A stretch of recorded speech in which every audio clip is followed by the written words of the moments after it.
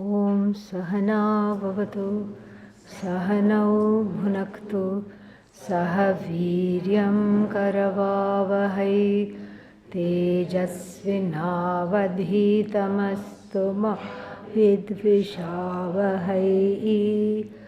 Om Shanti Shanti Shanti.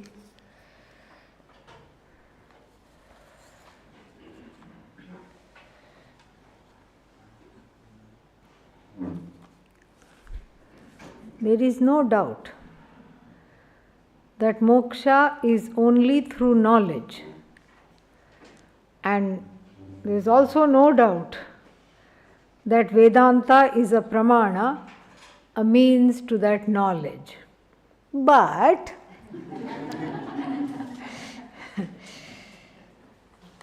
is Vedanta the capital T?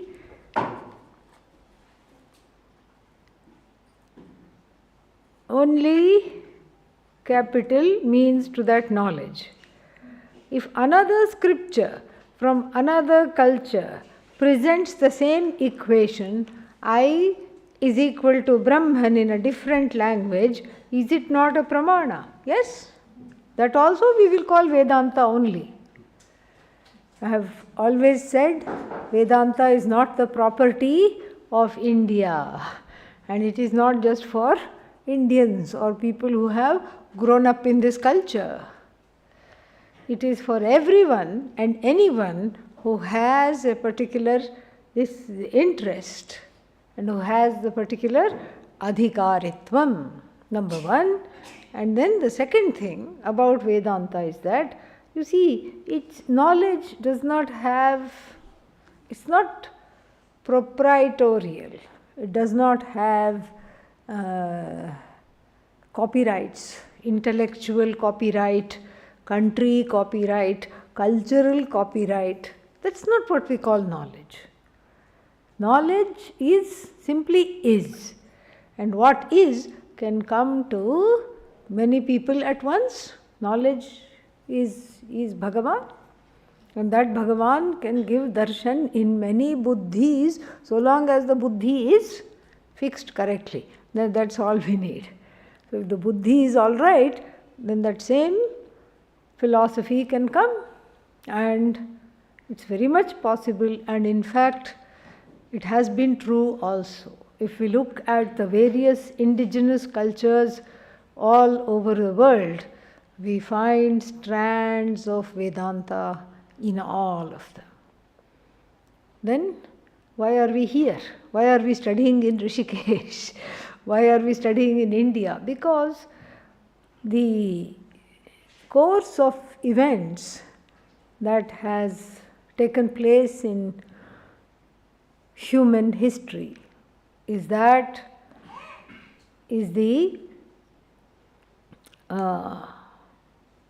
decimation of indigenous cultures.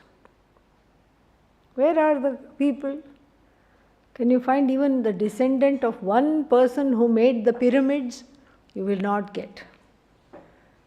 Can you find anyone from any other civilization? You will not get. What about native people from the United States, Native Americans? And what all they knew? And if you kill off the people, you kill off the knowledge, especially with ancient oral cultures, verbal culture. It's not that it's being written down anywhere. Everybody is a jnani, everybody is carrying it. But somehow the Upanishads were spared. All the teachings are intact because the teaching tradition was intact. In other places, somehow the teaching tradition, if there was one, was not able to be protected, preserved. But in India, somehow the teaching tradition has survived.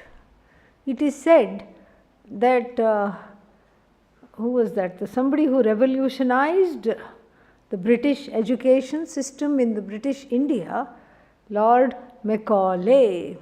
And this Macaulay was in a strange place. He said, what is it that makes these people tick? They are unfazed. Even if a great calamity befalls them, they seem to be okay. And what is wrong with these people? Meaning, we are all falling apart. How come they are not falling apart? And he writes a few more things. Writing in 1835, he said, as a test, he put a bag of gold in the middle of the street. Nobody took it for days and days and days, and finally, because it was coming in the way of horses and carriages and everything, somebody took it and put it on the side of the road. It was still there. It was still there. This was dharma. In as late as 1835, he himself writes about all this and testifies. You can read it. And then what happened? He found a way to break the back of this culture. He just said, take away their religion. Don't take it away. Dilute it completely. And make them feel inferior. And when they feel inferior and we behave as their superiors, they will want to be just like us. And this is all a strategy. The whole Indian education system, even the remnants of that same Macaulay system that we have today, is this very strategic, intellectual warfare, a subtle subliminal warfare that was not discernible on any level at all. And so the Upanishads survived all right because, and then it survived for two reasons. One is the people stopped talking about it, people stopped learning it for the time being. There were still, the books being published and everything. When I say people, majority of the people. It was still there in the ashrams. That's how it has survived. It was still there in the Gurukulas. But the majority of the people somehow drifted away from dharma, drifted away from all this. And so that was one reason it was preserved. Strangely, how is it that when the majority of the people leave it alone, it is preserved? Because the majority was no longer a threat. The majority had become a class of clerical people, babus. This is what it was. A class of clerical people who were Indian in looks. These are Macaulay's words, but British in their thinking, British in their mindset. And this is why, this is one of the reasons, strangely, the Upanishads survived, because nobody, and the second reason they survived was because nobody could understand them. That is whole, this is whole, whole came from the whole. And what remains is a big hole in the head. What to do? And this was commissioned, the study of the Upanishads was commissioned by Robert Clive, the first viceroy of East India Company. And what did he do? He sent some fellow who was having bad karma to a Bengali Pandit to study. And then Bengali Pandit, being a Shukla Yajurvedi, started with the mantra. What is that? The Purnamada Shanti mantra. Purnamada, the tone is different in North India. Purnamada Purnamidam. Purnat Purnamudachyate. Purnasya Purnamadaya. Purnameva Vashishyate. Om Shanti Shanti Shanti. Yes. The tones are different. And this is what Panditji recited. You also recite. This fellow said, I don't think my tongue will twist in those ways. And I am not doing this because I want to study with you. I have no interest in this. I just have to file a report in triplicate. That's all I have to do. And so just tell me, what does this mean? And very faithfully the Panditji translated the mantra. And he filed his report, which is still there in the British Council Library in England. And what does the report say? The Upanishads are the prattlings of an infantile mind. And in a way somebody said, oh, Isn't that offensive? Didn't you get upset? I said, no. In a way it was good because they left it alone. They left it and the teaching tradition alone. But that doesn't mean that this knowledge is not there in other parts of the world. It is there. It is there in other heads. It is there in other minds. That's why it becomes so attractive. So, then, that is one. Number two, if someone talks as Brahman without using any scripture to back up their words, but still using the methods of the teaching, isn't that something, means to the knowledge? So, I promise I'm not asking this to skip the Sanskrit classes. Okay. So, yeah, somebody, see, the thing is, if you don't quote scripture and you have the methodology, that itself is a problem there. Because how did you get methodology? The methodology comes from where? From the scriptures, from the Upanishad itself. Methodology comes from the Upanishad itself, and so why would you be not acknowledging that? This is my question, and this is the question I would pose to, it's not about Sanskrit, it's about, you can say Upanishad in English. And there are many things that have come from the Upanishads, and which is the backbone of this knowledge. So this is something I would ask for all the Neo-Vedantins who teach using the knowledge of the Upanishads, but will not say Upanishad even by mistake. What are those? There is one Toll. Eckhart Tolle, yes.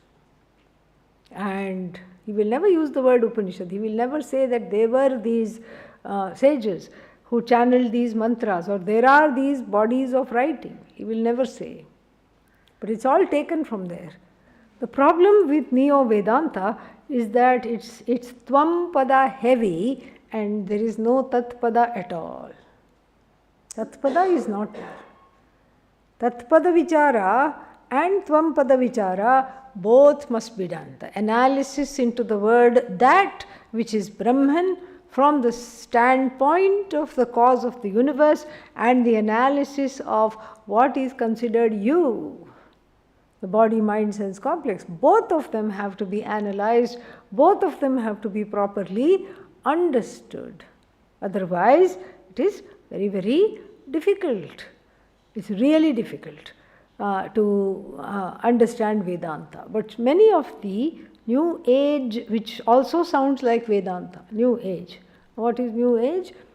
Somehow they have understood I am God. And then they want to therefore manifest a lot of money for themselves and their friends, and they are unable to do so. Why? Because there is prarabdha. There is prarabdha. And so they don't understand the whole thing. It's just little pieces and things picked up from here and there. Nothing wrong, because they have a big following. And why do they have a big following? Because people somehow resonate to that. Why do people resonate to that? Because they need that. Then why do they need that? Because Bhagavan allows it. Yes. Because there is some way in which is a doorway to many people's coming to Vedanta. Sometimes the doorway is through Neo-Vedanta. Sometimes the doorway is through, what is that called? New Age movements and philosophies. Doesn't matter. We don't have a truck with them. But we will say that this is how Vedanta has to be presented. Different teachings mention different locations for the Atma.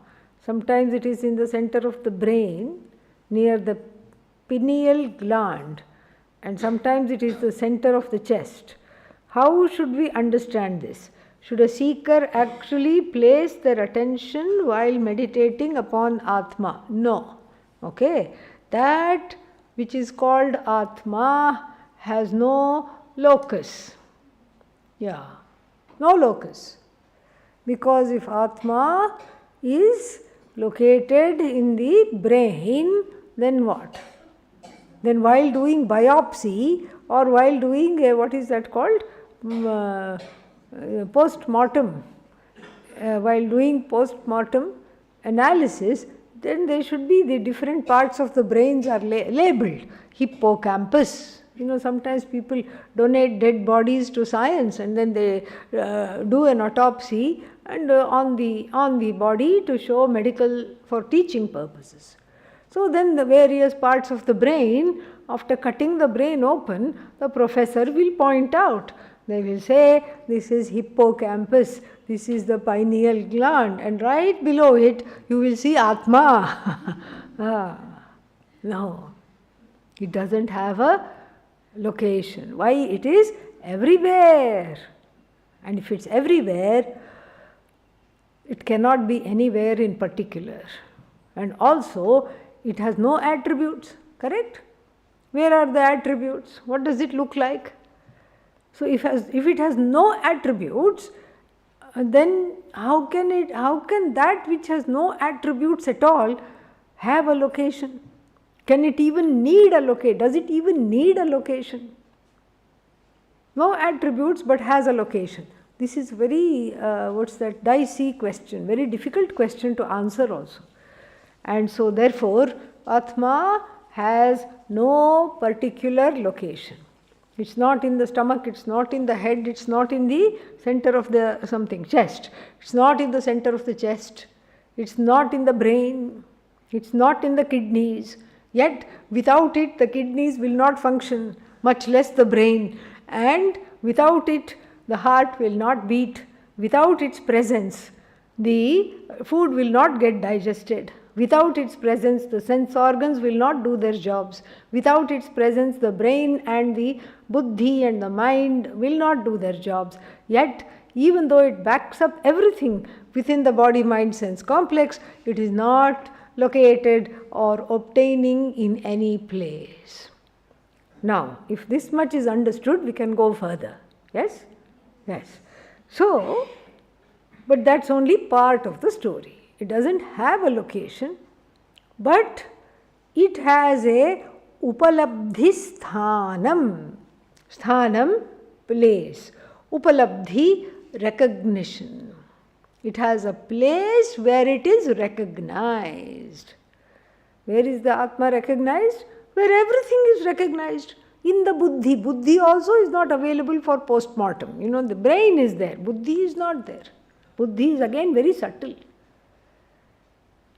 So, the buddhi, that's why they say center of the heart, center of the head, whatever they say, it is just because nobody really, you can't say, nobody really can say where the buddhi is. The buddhi is the faculty of cognition, recognition, both of them. So, the buddhi being the faculty of cognition and recognition, then we can say that the upalabdhi sthanam for the Atma is the buddhi. But there is nothing special about this, because the faculty of cognition being the buddhi, then it is the same place where the jagat is also cognized, isn't it? Jagataha upalabdhi sthanam. What is that? Buddhi.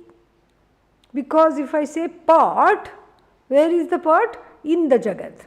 But really speaking, where is the pot? In the buddhi, cognized in the buddhi. I mean, you can say buddhi, you can say buddhi, you can say buddhi. Doesn't matter. It's cognized in the buddhi. It's the faculty of knowing, and so for the faculty of knowing, it does not matter if it is knowing an object or if it is knowing the subject. It's still the same mechanisms of knowing. Only thing, in the cognition of objects, there are two operations called vritti vyapti, technical term, and then phala vyapti. Vritti vyapti is the recognition, is the cognition of the object in the form of a thought. So if I say dog, what happened in the buddhi? Various dogs came up. Ishta dogs, big dog, small dog. What is that? That dachshund. Yeah, that long dog, short dog, yippy dog, which is only fur and bark. Okay, and then and then what else? And the dog that looks like a tree, all pruned up like that, what is that called? Poodle. And the spotted dog, what is that called? Dalmatian, yes. The spotted dog, and the dog that brings whiskey to everybody who are stuck in the snow.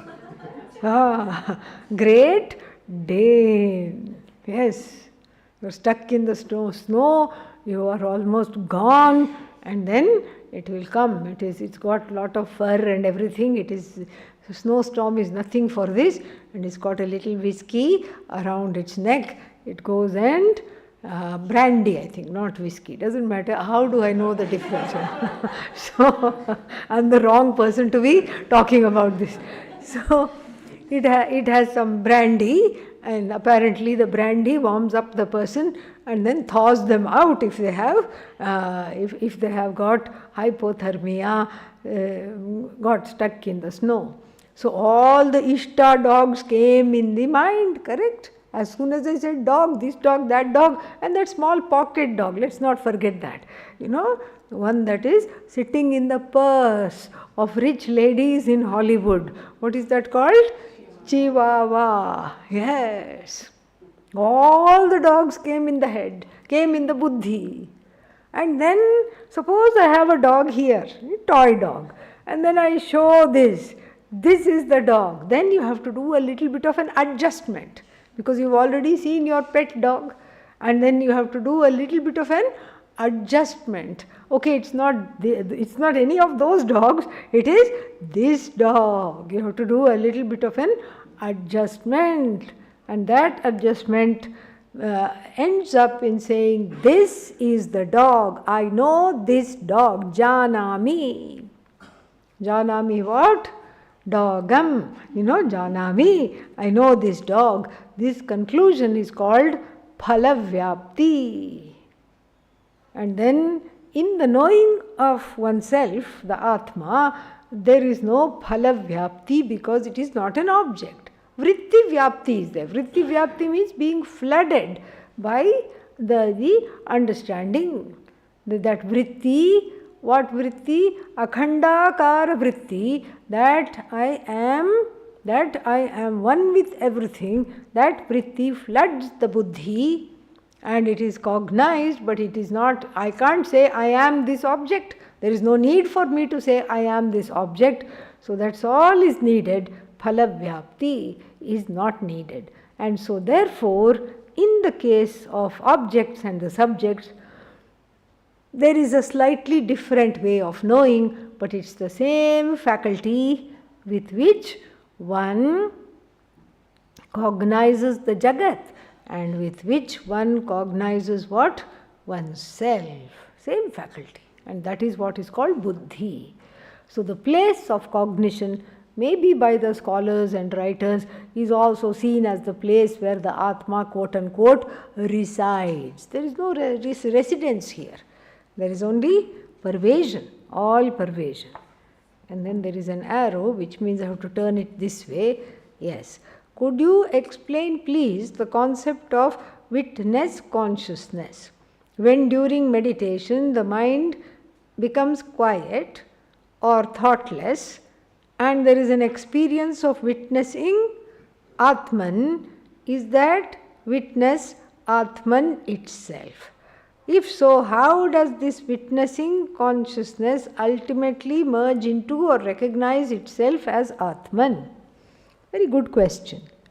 So, witness consciousness, so the mind becomes quiet because the mind is told to witness everything. The mind is told to, the mind is itself told that you are an object of the Sakshi. So the Sakshi prevails. The Sakshi prevails, the Sakshi watches the mind becomes tranquil. The mind is told, you have to think this particular thought. What is the thought? Om Ishaya Namaha. That is the thought. Think Om Ishaya Namaha. Think it again. And so this witness consciousness is very close to Atma. Why is it very close to Atma? Because there is still a split Between witness, sakshin, and then sakshya. So sakshya means what? That which is worthy of being witnessed. What is worthy of being witnessed? The whole Jagat. So there is a duality between the witness, consciousness, and the witnessed, whatever it is. If the witness is internal, so then the witness is what? Falling upon itself and looking at the body-mind-sense complex, or the witness is objectifying things external. What are the things external? Tree, plant, and bush, all these things, external things. So it is close to Atma, but there is still the Ahankara avachinna Chaitanya. The Chaitanya that is as it were conditioned by this Ahankara, which has now aligned itself with the witness. Now, the witness also drops. The witness has to drop. And in sleep, is there a witness? Yes? Okay. Yes? How yes? Who is witnessing? Sleep? Huh? No one is witnessing? Would you like to go to sleep now and tell me? We'll settle it once and for all. So, in sleep, whatever is there cannot be called witness. Why? Because it is not witnessing actively. It is there. Atma is there. But the Atma is not the Sakshi, because for the Atma to morph itself or manifest itself as the Sakshi, something has to be active. Buddhi has to be active. Buddhi is resolved into a causal state. So the witness is there, but the witness is not called witness. So even though we say avasthatraya sakshi, witness is there, but the witness is voiceless. Witness is there. How do we know the witness is there? Because upon waking, what do you say? I slept very well. In Vedanta class, there is no problem, because very nice sleep comes in Vedanta class. The best sleep comes. And so, you say, after Purnamadaha, you wake up, and what do you say? I slept extremely well. How do you know? If there is no witness, you cannot know. But then the witness is not there in the quote-unquote real time of sleeping, because it cannot be called witness. There is no duality. For witness to be called a witness, it should have a duality. Correct? And so the witness is there. It is avasthatraya sakshi. It is the sakshi of all three periods of time. And so all three periods of time means what? Sleeper, waker, dreamer. Witness is there, but witness doesn't have the epithet of witness, and does not really, does not really witness. There is nothing to witness. That's why you can't call the person witness, because there is nothing to witness. What is there to witness in sleep? Nothing to witness. So therefore the witness is not called witness. Do you understand? Yeah. So that means the witness is the last frontier of duality. That's why we keep going back to Sakshita. And even in the non-meditative state, when afflicted by something or the other, what can you say? What can you do? Immediately go back to the observing the feeling, observing whatever it is, whether it is physical pain or emotional pain or any other kind of disturbance. Go back to witnessing the disturbance. Then suddenly you will see that there is an inner space between yourself and the disturbance. And whenever there is that space between the observer and the observed, what is our logic here? That which I observe, I cannot be. I cannot be that which I observe. Why? Because I am not an object of observation. So that which I observe, what is that which I observe? It's a object. What am I? Not an object. I'm not an object. What I observe is an object. So even if I observe something that feels it is me only, it is not me. So therefore we say, get into the place of the witness as quickly as possible. So that is the first part of the question. There is also another part, that when does the is the Atma, no, what was that? Yeah. Then there is an experience of witnessing the Atman. You don't witness the Atman. The Atma is self-luminous, self-evident self. It need not be objectified. It cannot, first of all, it cannot be objectified. And secondly, what? It need not be objectified. Why? Because that which is Swatat Siddha doesn't need a pramana. It's like showing a flashlight to the sun, a torch to the sun. Does the sun need to be shown a light? No. Similarly, the sun-like Atma does not need to be objectified, and also it is impossible to objectify it. So that being the case, how does this witnessing consciousness merge into or recognize itself as the Atman? Where first, when there is nothing to witness, as in sleep. So the sleep becomes our prime example for moksha, except you are not there. You are not there. But here what happens is that with the understanding, with the pramana, when the pramana operates, the second, what was I mentioning? The vritti vyapti, and the second operation, phalavyapti, is not there. This is an object. This is the Atma, is not there. Why? Because it is self-conscious, self-evident. There is no this, there is no pramana vyapara there. So if there is no operation of the pramana, then the Atma simply is what it is. It doesn't have to merge into itself. It doesn't have to become one with the Jagat. It is already non-separate from the Jagat. It is already non-separate from Ishvara. It is all that there is. There is nothing like it. There is nothing unlike it. It is incomparable to anything else.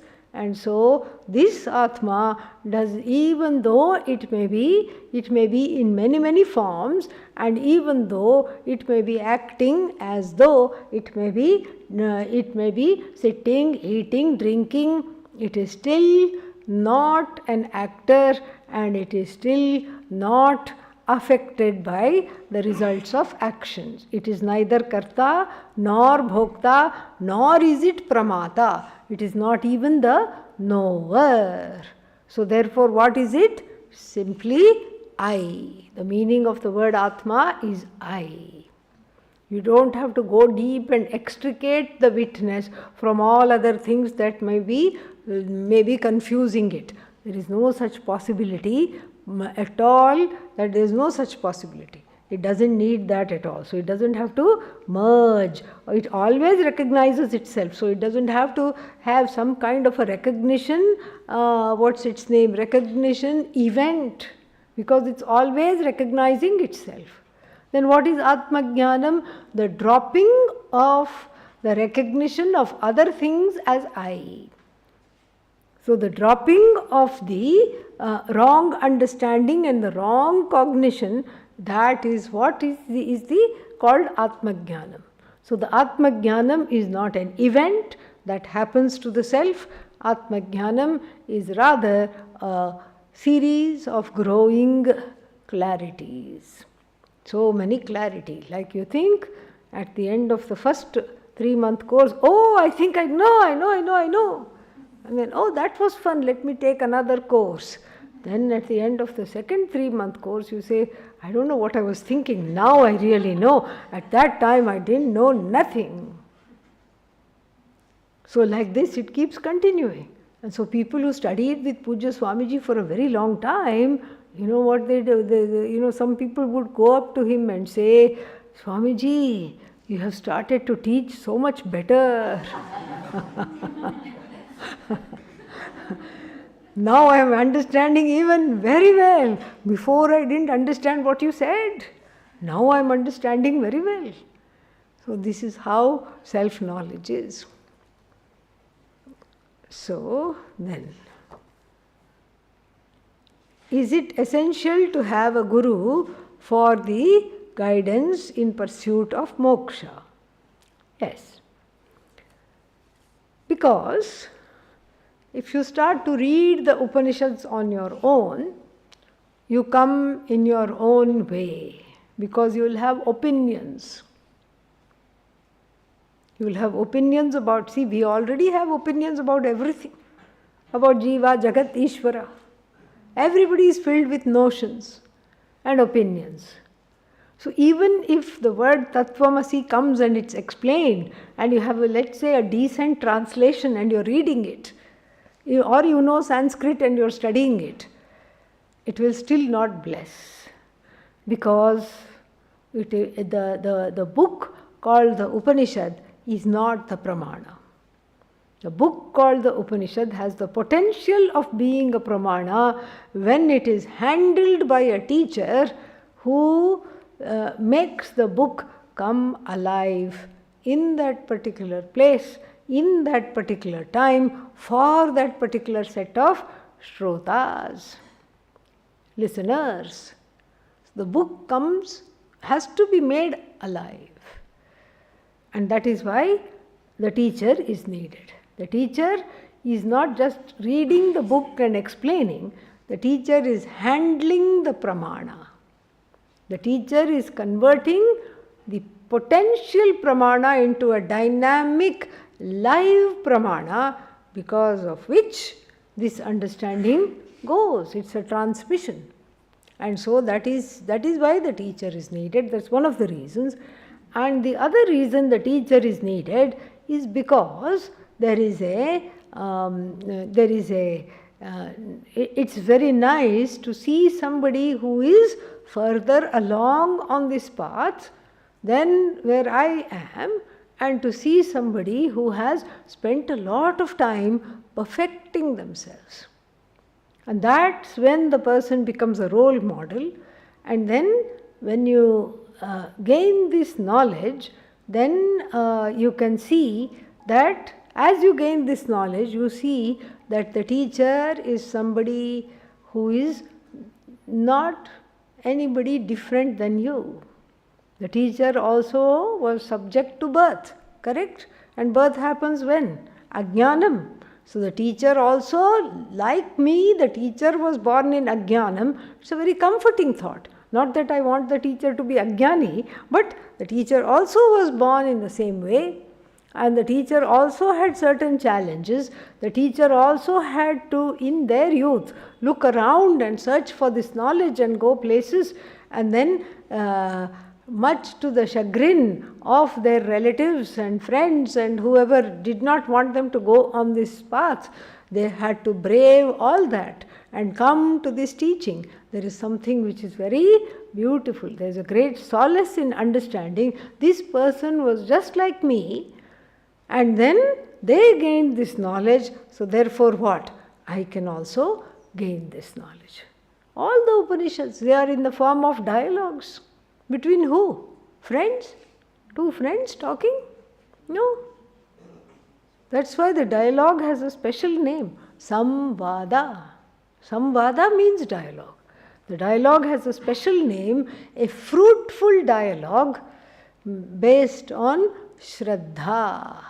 Shraddha means the one who wishes to know and the other who wishes to tell what they want to know. And so that kind of a dialogue means I give the benefit of doubt to the teacher, and then only the knowledge becomes fruitful. That is when the knowledge becomes phalita, it becomes real for me. And then the teacher also is a, what's the word for it? The teacher also was taught. How? In the same way that you are being taught.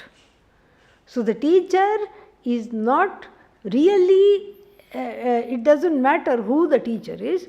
the teacher has to have a sound backing of the parampara and the shastra. Then it is safe. And the Mundaka Upanishad says something which is very beautiful. It says, Tad Vijnanartham Saha Brahmanaha Gurumeva Abhigachet Samit Panihi Shrotriyam Brahmanishtham. Tad Vijnanartham, in order to understand this. What is that? Understand what? The Nasti Akritaha Kritena. Kritena karmana, by actions that are done, Akritam Brahma na. So by actions that are done, performed actions do not lead to the unproduced, unmanufactured Brahman. Actions do not lead to Brahman. This knowledge, to understand that, definitely the teacher is needed. The teacher is also needed because the teacher is able to see that there is no problem. You see, this is a fun part. The teacher and the student, they have a kind of a performance, really. So the teacher sees there is no problem, but out of the kindness of the heart, because the teacher had also gone to their teacher with the same feeling, and their teacher also knew that there was no problem, and here also, even though knowing there is no problem, the teacher enters into the mindset of the student and then guides. That's when it becomes very effective. And also, the last reason why we need a teacher is that the teacher, a live teacher, is important for resolving the parts of the unconscious mind. And this we saw with Pujya Swamiji. Pujya Swamiji, the two people would come to learn. What was one? The inner child. And what was the other one? The adult. The inner child wanted to sit on Swamiji's lap, and then the adult said, please teach me about Brahman. Adhihi Bhagavo Brahma. Only somebody of Pujya Swamiji's caliber could have a baby rattle in one hand and a Veda book in the Upanishad book in the other, and simultaneously operate both of them. Really, he was the only one who could do this. He would placate the inner child and then teach the adult, or he would teach the adult how to take care of the inner child. That was really amazing. How anybody can do that? But that is because, you see, the teacher naturally becomes a sitting duck for all the pains, sorrows and projections of the students. If not, if not now, soon it will happen. Don't worry. Yeah, you stay here long enough, it will happen. But it is something that has to happen. And that when that happens, when there is a projection or a transference, that means, see, if you take a, what is that called? Psychotherapy session. You're going every day to the psychologist. Every day you're sitting in the front of the therapist and telling your life story. Yes, this happened, that happened, and yes, this also happened, that also happened. And then by that time, after a little while, the psychologist knows what are they called? Triggers. Triggering issues for the patient, the psychologist knows. Let's say in this instance, the triggering issue is anybody being late is a trigger. Why? Because it means they don't care. And this person felt uncared all their life, and then so this trigger of anybody being late is a difficult core issue. And then let us suppose that the psychologist was having marital problems. Why not? Yeah. And the psychologist herself was late. And what happens to the patient pacing up and down in front of the office and with smoke coming out of the ears by this time? Upset, angry, frustrated, irritated, annoyed. And the psychologist comes and says, sorry, I'm late. What do you mean you're sorry you're late? How could you do this? You knew that it is a triggering issue for me, and still you did this. And then if it is a friend, what will the friend do? Oh, no, I'm sorry, I was stuck there and I'm having marital problems and this, that. They will do what is called a counter transference. They will try to defend themselves. They will try to placate the friend, or they will try to make them calm down, whatever it is. They will do a counter transference. In the case of the Guru-Shishya relationship, there will be transference, but there is no counter transference. That is why it works. Because the transference doesn't have a place to go stick. It has to drop. If the transference is there, in the psychotherapeutic situation, then what happens? The psychologist will tell the patient, they will not feel insulted. What do you mean? Why were you late? They will not feel insulted.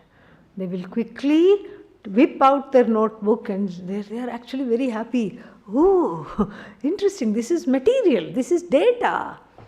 And they are a researcher. You are the topic of research. So they'll say, when was the first time you felt it? That means what? It's not happening now. It has nothing to do with the situation now. It happened earlier. This was the trigger. This was like a place where this performance came to a culmination. All kinds of issues, authority issues, because the teacher is in a position of authority, or so it is perceived, authority issues, mommy issues, daddy issues, so many other issues, all get, transferred upon, projected upon the teacher, but the teacher does not take it on, so the projections are very sad, they don't know where to go. And the person having the projections recognizes that this is a projection. Why? Because there is great love of the knowledge. There is great love for the teacher who is giving the knowledge. And there is great Shraddha. And so since there is this reverence and caring and love for this whole situation of the Vedanta, one learns to manage their issues. And so that's why the teacher is a blessing, because there the issues can be resolved, the unconscious can be resolved. This is a very important thing. And this is also the reason why many people prefer dead gurus, because you don't worry about transference, because the person is gone. You're just relating to a photograph, and it's always wonderful to say, oh, how nice you are wonderful, you have a halo behind your head, and you look so peaceful and calm. But then with a live teacher, this dynamic of the inner child, the split between the inner child and the adult, this duality which has to heal, can only do so in this kind of a situation. And then it can happen in other places also. It can heal itself if somebody has a kind of a mind, introspective mind. But this is often the route it takes. If in Vedanta we must realize the self or Brahman, I am that, why or what is the difference with Buddhism, where one must realize Buddha? Is it not the same? Right? I'm not sure they say you have to realize Buddha. No. I don't know. There may be a branch of Buddhism that says that. I'm not very well informed about the various shakhas or sects within the Buddhist tradition. But as far as I know, they don't say we have to realize that I am Buddha. They don't say that. That is not the point. Buddha is a revered teacher in the tradition. What do they have to understand? That there is really everything that you see and everything that you perceive is a mental formation, is a vritti. And everything that you see it's all a vritti. It's a mental formation. And the world is desire is the cause of sorrow, and desire is there where? Based on the world. So therefore the world becomes a cause of sorrow. This is the premise. And so I don't think it says you have to realize the Buddha as yourself. Here it says you have to understand Brahman as the truth of yourself. And true. And what you say is true in the sense that for us the Vedanta is a pramana, for them Buddha is a pramana. That is true. So, next one.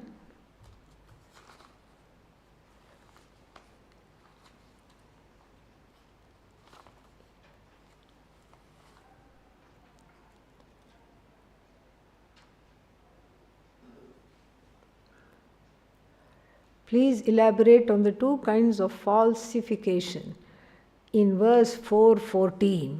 Yeah, right now if I start that, I will become very unpopular. So we will take it tomorrow morning. We'll take it up. Okay? Yeah. So it's too late for this kind of a discussion. So what is Vedanta's opinion regarding Vipassana meditation? It doesn't have an opinion. There would not be any opinion. I think anything that calms the mind as a sadhana is wonderful. If a person has Alzheimer's, does this mean that the person is burning karma as the person is not generating more karma?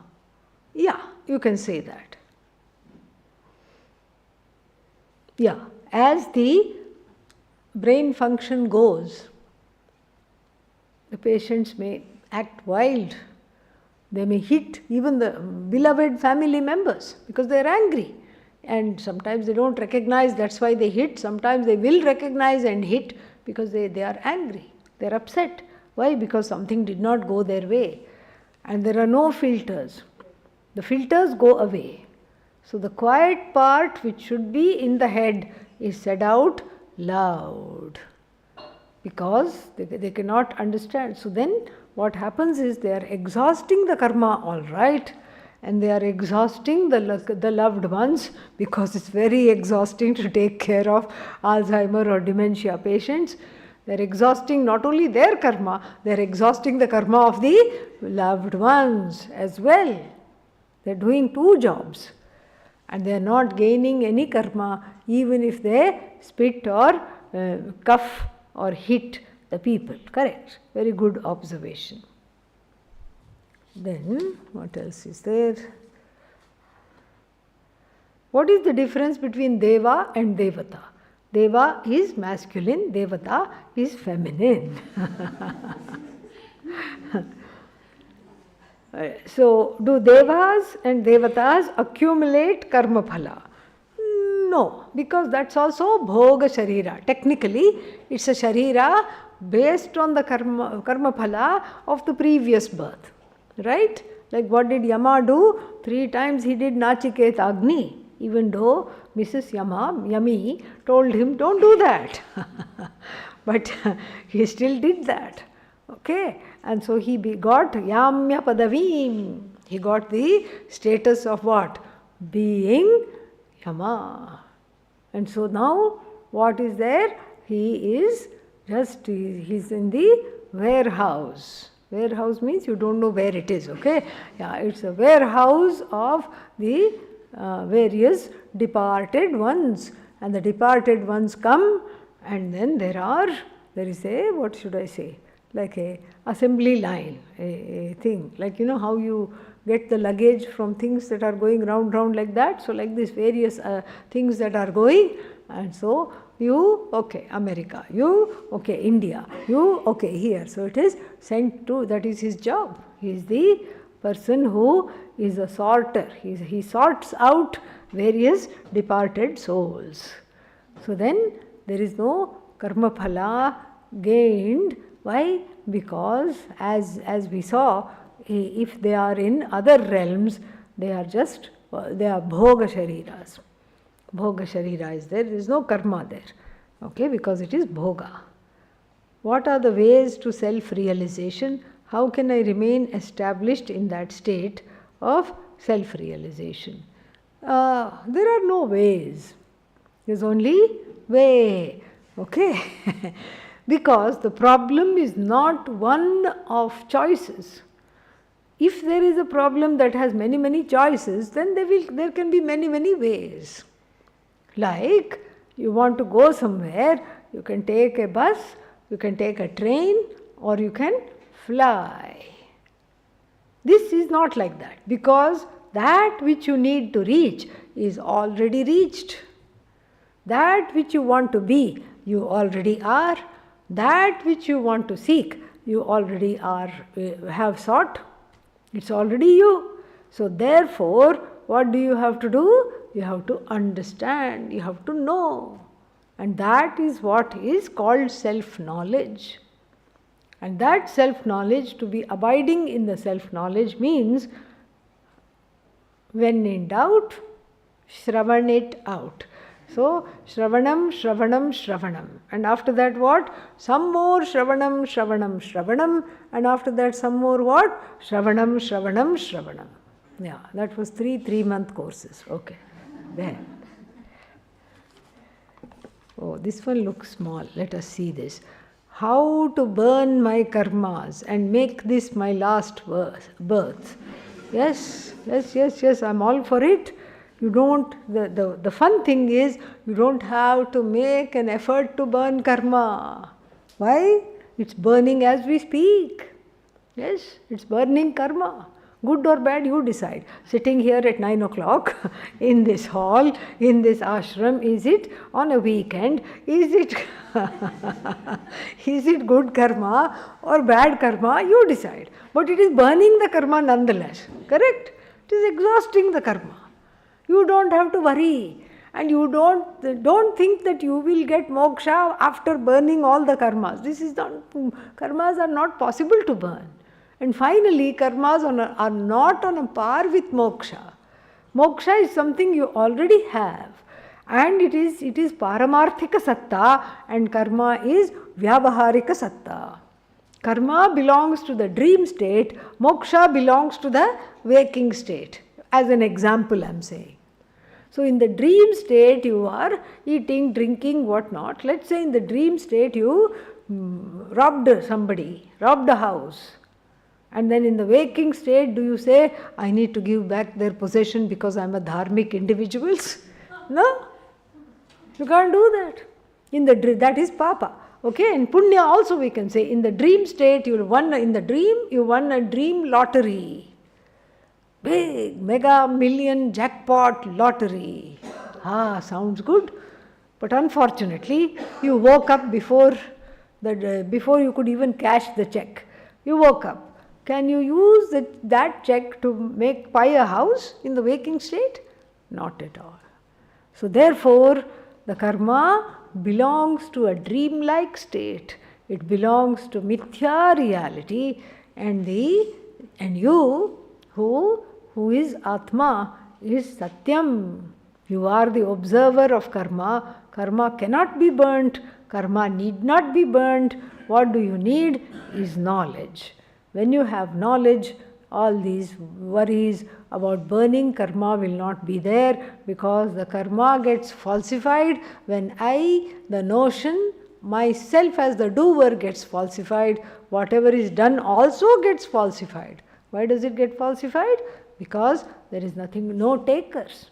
There is no takers for this karma. Like I gave the example of a dead person's bank account. So therefore, it will get falsified. You don't have to work hard to burn karma. My earlier condition has been to personify the different deities in the temple, and I have in the past resorted to Anya Devata Bhakti. Nothing wrong. Yeah. Frowny face, sad face. Okay. After that, I'm just reading it as it is. Sad emoji. Okay. Then, when praying to different deities in our temples and chanting Namaha, what should be the bhava, the true nature of this surrender to them, in a way that my devotion does not slip into Anya Devata Bhakti? Very good question. So here, so if you are here in Rishikesh and we have this temple here, so when you go to the temple, you can just sort of say that yes, you are here and there is a difference. I am here, I am standing here, you are sitting there or standing there. And yes, there is an as though difference between us. You can acknowledge that. And that as though difference is what? Is mithya. You can see that. And what is the truth? The truth is that after all that is said and done, you are nothing but consciousness wearing a garb of Shiva, Ganesha, Hanuman, Adi Shankara, all these things. Dakshinamurti, you are wearing a dress. And I am also wearing a sad dress. That's all. You are wearing a happy dress, I am wearing a sad dress. You can talk to them like that. That will be a fun thing to do. All right. Om Purnamadah Purnamidam Purnat Purnamudachyate Purnasya Purnamadaya Om Shanti Shanti Shanti Harihi Om.